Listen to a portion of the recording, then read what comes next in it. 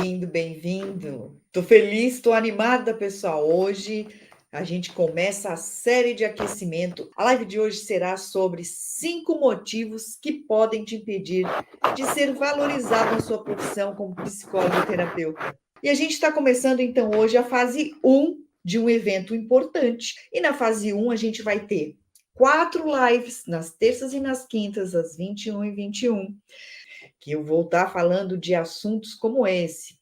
E a fase 2, a gente vai ter uma aula, um aulão, onde a gente vai falar alguns passos para atender um paciente adolescente. Porque eu sei que vocês têm todo o conhecimento da psicologia, ferramentas para lidar com ele, mas como atuar com o adolescente, essa é uma tarefa que precisa de treino, porque leva tempo para a gente já ter essa habilidade e talvez você ainda não atenda tantos adolescentes ou talvez não começou a atender ainda, né? E eu quero te ajudar com isso. Para isso, você precisa se inscrever, clica no link da minha bio, lá tem o link para você clicar e fazer a inscrição, você vai preencher os seus dados, na verdade, só seu e-mail, e você já vai estar inscrito. E a fase 3 é quando a gente vai abrir as inscrições para a nova turma do programa Atenda Adolescente.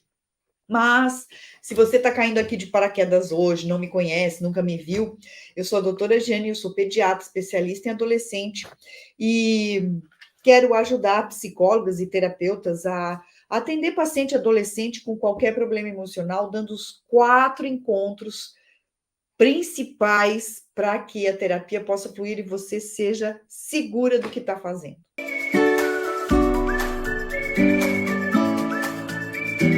Então, o que nós vamos falar hoje? 5 motivos que podem estar te impedindo de ser valorizada na sua profissão. Qual será o primeiro motivo, hein? A dica: reconhecimento do seu conhecimento. Como que a gente pode fazer com que o conhecimento seja reconhecido, né? Porque o paciente precisa entender o quanto que você valorizar o conhecimento que você tem. Mas como que ele vai valorizar? Como que isso vai acontecer, né? E quando a gente agrega conhecimento ao nosso trabalho, a gente está valorizando o nosso trabalho. E você usando suas abordagens combinadas, né, com outras abordagens, isso vai agregar nos seus resultados. Isso quer dizer que o seu paciente vai ter benefício com isso. E você também, porque se você tem bons resultados com seus pacientes, esse paciente vai falar para o outro, que vai falar para o outro, e você vai começar a ser conhecida como uma pessoa que entende de adolescente, né? Que sabe lidar com ele, que sabe como falar com ele. Que foi o que aconteceu comigo, né? E, é claro, depois de muito treino, muitos anos atendendo adolescente, né? Mas o que acontece? Na faculdade, a gente aprende aquele basicão, todo mundo igual, né? A gente trata as pessoas como se elas fossem todas iguais, você vai ser um profissional igual ao seu colega, né? Não vai ter diferença nenhuma, porque a faculdade todo mundo fez a mesma. Mas quando você faz algo diferente, o que acontece? Quando a gente faz algo diferente, a gente se destaca. E se destacando, você vai melhorar cada vez mais os seus resultados com os seus pacientes. O mercado está cheio de psicólogas, todas na mesma caixinha, né? Todas formadas do mesmo modo. E temos também muita faculdade online, né? Na área da psicologia, e a gente precisa da prática. Então, a gente vai fazer diferença como? Como você vai fazer diferença no mercado de trabalho? Você precisa buscar diferenciais e nessa relação. E aí, eu estou querendo te ajudar a ter um diferencial com o paciente adolescente. E porque você vai fazer, né? Tem muita gente que você pode se diferenciar, melhorar, atrair pacientes adolescentes, e com isso pode até ganhar mais, quem sabe, porque está cheio de adolescente precisando de terapeuta e psicólogo, e aí ganhando. Por que será que umas pessoas ganham mais, outras ganham menos? Porque você tem que fazer algo diferente e ganhar confiança no que você sabe, no que você, né, se determinou a buscar, se esforçou para estudar, e isso vai refletir no seu trabalho. O seu próprio paciente vai fazer propaganda de você, né? Eu acho muito gostoso quando eu estou lá, né? Vou contar uma historinha aqui, que eu gosto de contar a historinha, né? Das coisas que acontecem. Eu estava lá no ambulatório atendendo com os alunos e eu gosto muito quando a mãe fala na frente dos alunos, né? Que reconhece e fala: Ah, doutora, eu fiquei esperando porque eu queria passar com a senhora, porque eu não sou a única pediatra que atende no lugar, mas eu sou a única que atende adolescente, então eu tenho esse diferencial. E é muito gostoso quando a gente é conhecida, né? Reconhecida pelo conhecimento que a gente tem em alguma coisa diferente dos outros, dos outros profissionais que se formaram com a gente na mesma faculdade, né? Todos no mesmo quadradinho. E eu inclusive, valorizo você que está aqui, dando o seu tempo, a sua atenção para me ouvir, né? Porque isso é aprender e se diferenciar, nessa troca de conhecimento um com o outro. Então, a dica número 1 era exatamente essa: reconhecimento do conhecimento. E a dica 2? Vamos para a dica 2. A dica 2 é estar preparada para falar com segurança. Preparada para falar com segurança. E como é que a gente se prepara para falar com segurança? Porque o que você vai falar para o paciente é muito importante que ele perceba que você não está se perdendo nos seus argumentos, que você não sabe explicar para ele o que está acontecendo, que você não sabe dar clareza. Isso vai atrapalhar, com certeza. E falar com segurança com o cliente é preciso treinar, treinar, treinar, porque a linguagem com o adolescente é diferente e muitas vezes a gente não se dá conta de que a gente fala algo que, para a cabecinha do adolescente, vai ter uma outra interpretação, né? Então, é preciso que a gente fique ligado nisso, né? E se prepare para poder falar com segurança. A gente precisa treinar, colocar em prática. E é muito. Também tenho exemplo, né? De estar lá com. Ah, professora, como é que eu vou perguntar para o adolescente sobre tal coisa, né? Que ele não sabe de que forma ele vai perguntar algo que seja mais íntimo. E essa é uma dúvida recorrente, é uma coisa que acontece com frequência, né? De não saber como perguntar. E essas perguntas vêm, claro, que muito nas questões mais da intimidade, né? E eu fico pensando, as primeiras vezes que eu também tive que perguntar, a gente fica sem jeito, né? A gente não sabe como que vai perguntar, e nós que somos da área da saúde, a gente pergunta coisas realmente da intimidade da pessoa, né? A gente pergunta coisas do hábito de vida, a gente pergunta tudo, né? E o pediatra mais ainda, porque eu gosto de brincar com os alunos que, assim, você vai no clínico geral, médico de adulto, e diz que está com dor de ouvido, ele vai lá, olha o seu ouvido e passa o remédio para dor de ouvido. Está com dor de barriga, ele vai, olha a sua barriga e olhe lá se ele vai olhar a sua barriga mesmo, né? Que eu falo que médico que examina mesmo não é pediatra, a gente tira a roupa da criançada e examina tudo, né? Depois que a gente vira adulto, que passa da adolescência, é difícil o médico examinar realmente todo o corpo do paciente, né? Até porque é um momento constrangedor, né? E a gente precisa aprender a lidar com isso. E treinando, treinando, treinando, a gente vai perdendo esse desconforto, né? E os alunos falavam e perguntam, como que eu faço para perguntar se já, né, se já ficou com alguma menina, se está tendo prazer sozinho, como é que eu não vou chegar lá e perguntar se está tendo relação sexual? É claro que você não vai chegar dessa forma, né? É claro que a gente não chega perguntando para as pessoas sem preparar o terreno antes, vamos dizer assim, né? Armar uma situação, um clima, eu gosto de dizer. A gente precisa armar o clima para chegar nesse ponto. E é um treino, tem um passo a passo para fazer isso, né?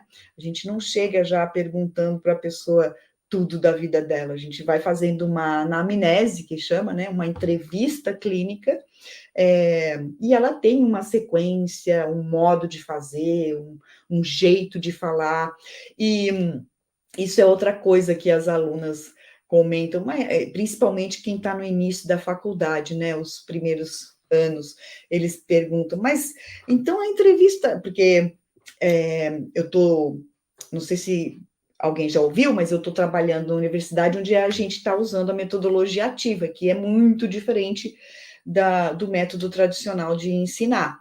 E a gente faz cenas, né? Em cenas, faz simulações com o paciente ator, o aluno faz de conta, né? Ele está treinando que está atendendo com o paciente ator, e eu brinco com eles que eles também treinam ser médico, né? Eles também atuam sendo médico, porque muitas vezes eles não sabem direito o que estão fazendo. E quando vão perguntar, mas está entrevistando o pai com uma criança, ou vai entrevistar uma gestante, ou vai entrevistar alguém que está com problema pulmonar ou cardíaco, as perguntas são diferentes, né?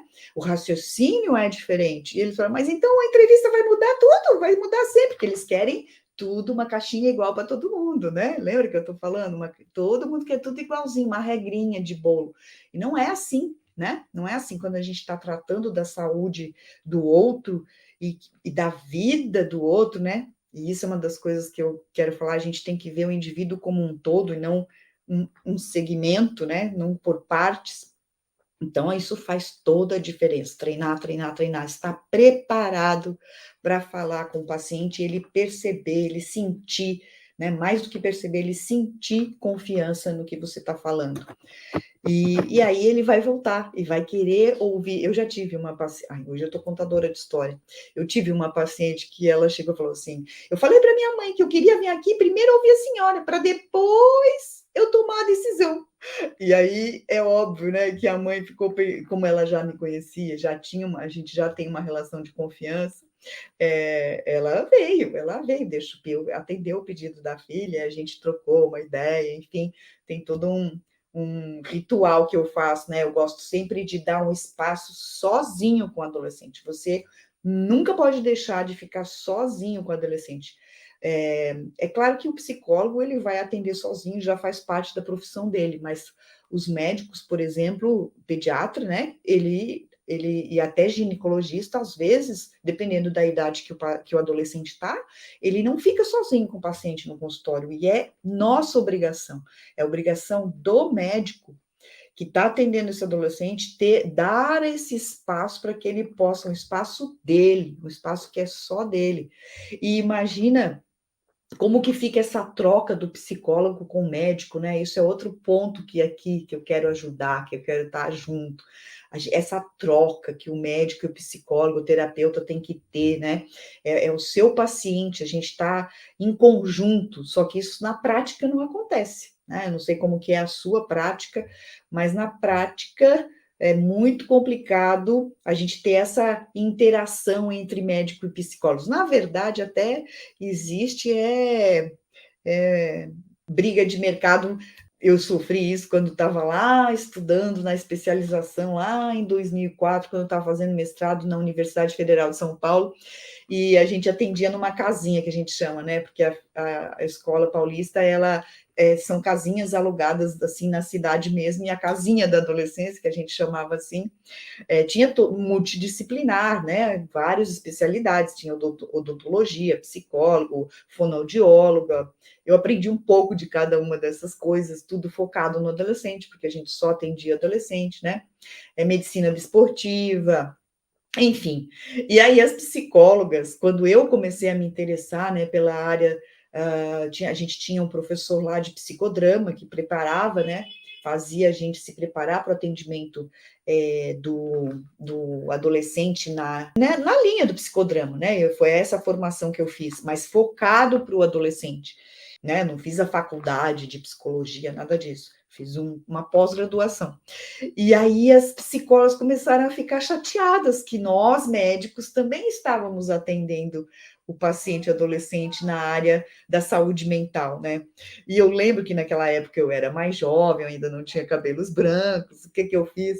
Eu fui no conselho regional de São Paulo pediu um parecer dizendo se o médico podia ou não atender em saúde mental, né?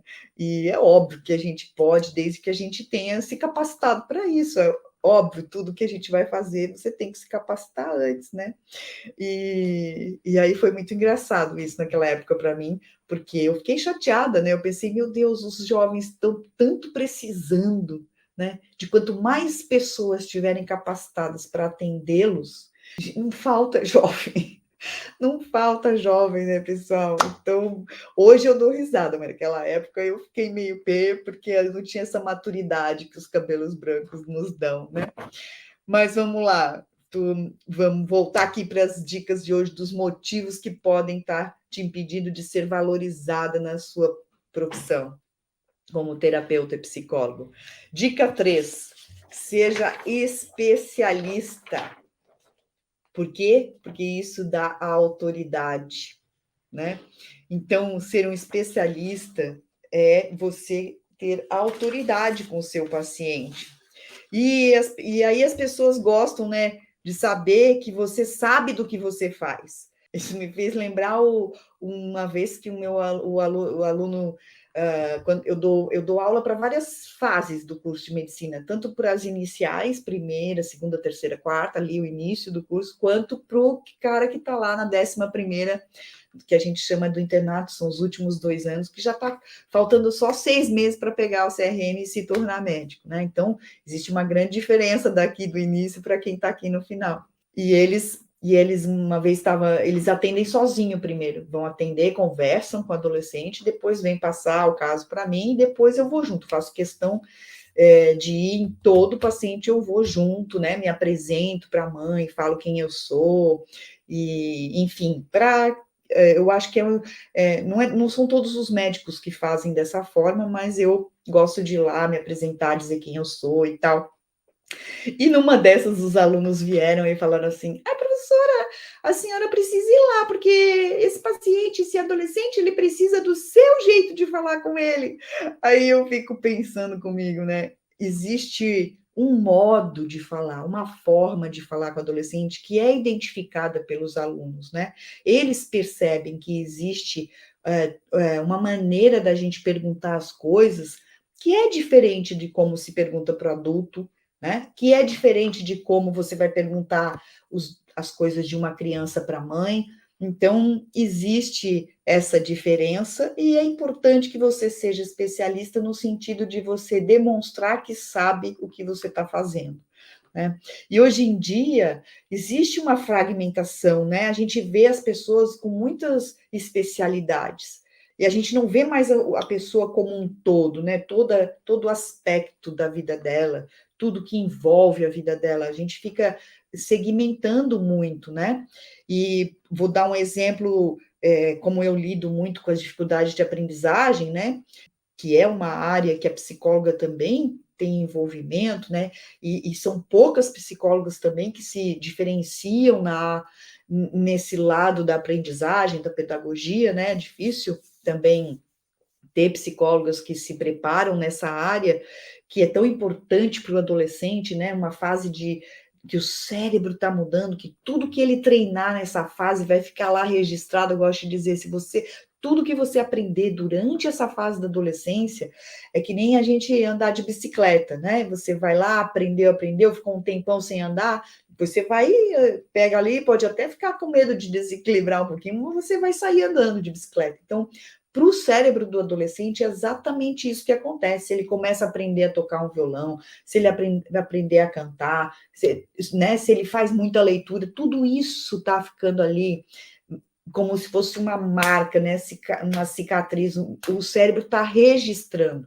Então, imagina quando ele estiver lá com os 40 anos, se ele quiser aprender a voltar a tocar violão, o cérebro dele vai fazer assim, ó, e ele vai aprender rapidinho.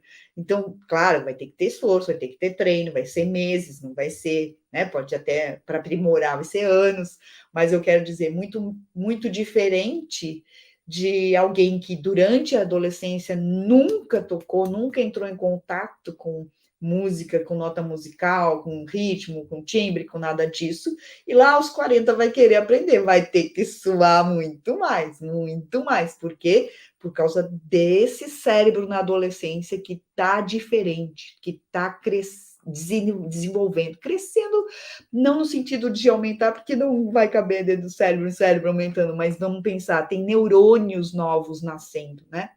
Não, olha a importância dessa fase.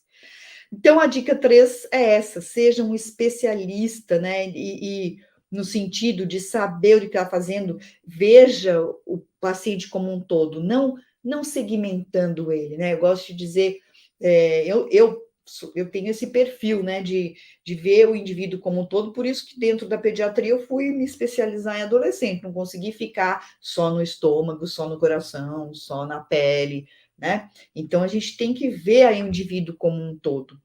E é isso, você se aprimora nisso, você se posiciona, demonstra que está bem treinado. E aí você vai estar segura do que está fazendo e vai ser valorizada por isso. Dica 4. Dica 4. Faça mais do que o paciente espera.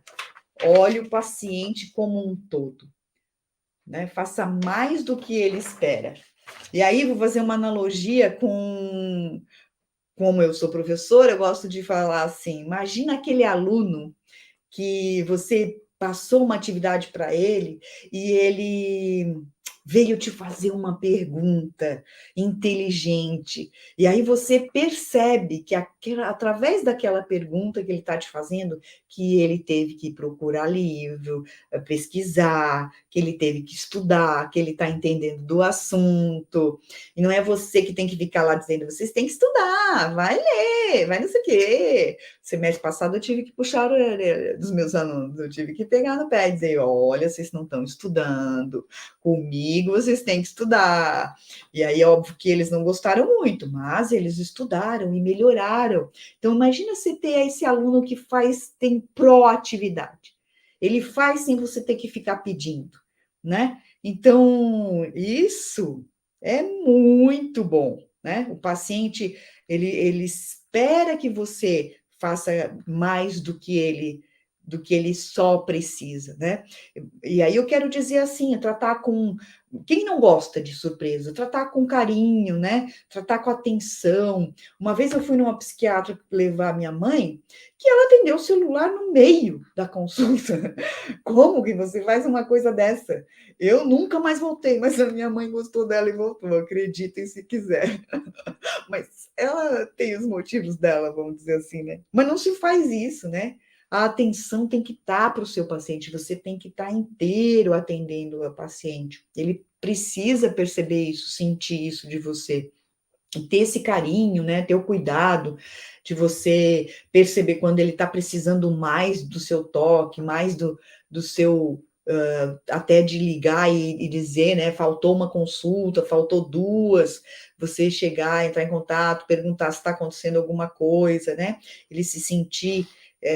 ele pensar mesmo, nossa, eu não esperava que ela fizesse isso, quem é que não gosta, né, de um telefonema de alguém, hoje em dia, né, hoje em dia a gente não liga mais, a gente só tá lá no WhatsApp, né, como é que você tá, mas enfim, quem é que não gosta de receber um carinho, algo que surpreende, uma surpresa, né, e essa coisa de fazer, também acho que vem algo que é não esperar o problema aparecer, não esperar você conhecer tanto o seu paciente que você já percebe através do discurso dele que talvez vai ter um probleminha ali na frente, né? E aí, junto com ele, você já pode pensar na solução. Por quê? Porque o cérebrozinho dele ainda não vê a longo prazo, né? Mas o seu de adulto vê. E é óbvio que você não vai falar para ele, ó, que nem pai e mãe que vão avisar, né? Ou não faça isso, porque vai acontecer aquilo. Isso é papel de pai e mãe. O terapeuta faz diferente, mas ele pode trazer, buscar a solução junto, né, com o seu paciente. E isso me faz lembrar a época que eu trabalhei na Marinha. Eu trabalhei na Marinha como oficial da Marinha, pediatra, atendendo os filhos, né, dos marinheiros, vamos dizer assim, dos cabos, na verdade, né, dos cabos da Marinha. E uma das coisas que acontecia lá é que a gente não podia falar com o comandante de algum problema sem ter a solução. né? Então, ser proativo também é isso, né? É você ter essa identificar o problema, mas já ter vislumbrar algumas saídas para aquele problema. E é isso que você pode trazer para o seu paciente, né? Ele vai estar tão envolvido naquela situação que talvez ele não enxergue nenhuma saída, né? Eu não sei você que está me ouvindo, mas eu já passei por momentos da minha vida onde eu não conseguia ver nenhum caminhozinho, assim, meu Deus, estou numa enrascada, e agora, como eu saio disso, né?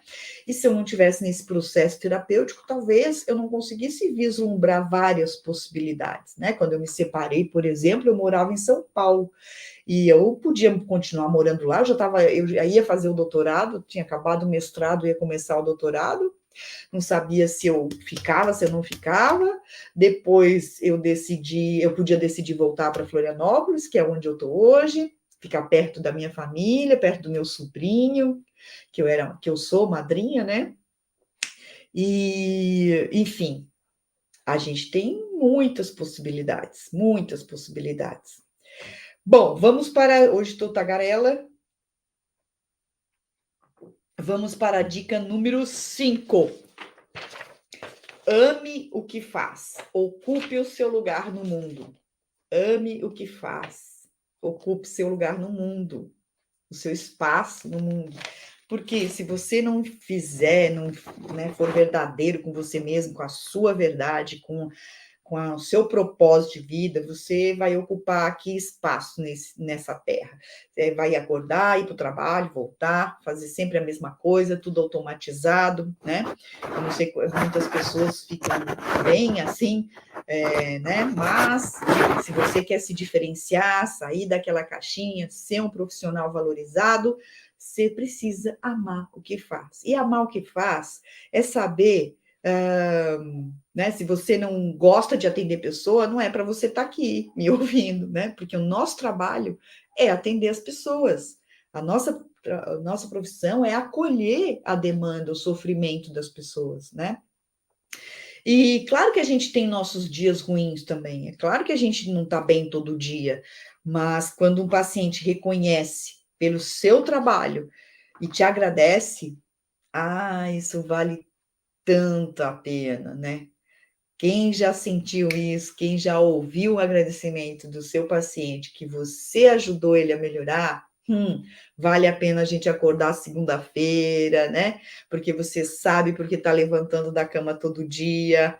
Então, você decide fazer o seu melhor e esse resultado vai valer muito a pena, vale a pena, né?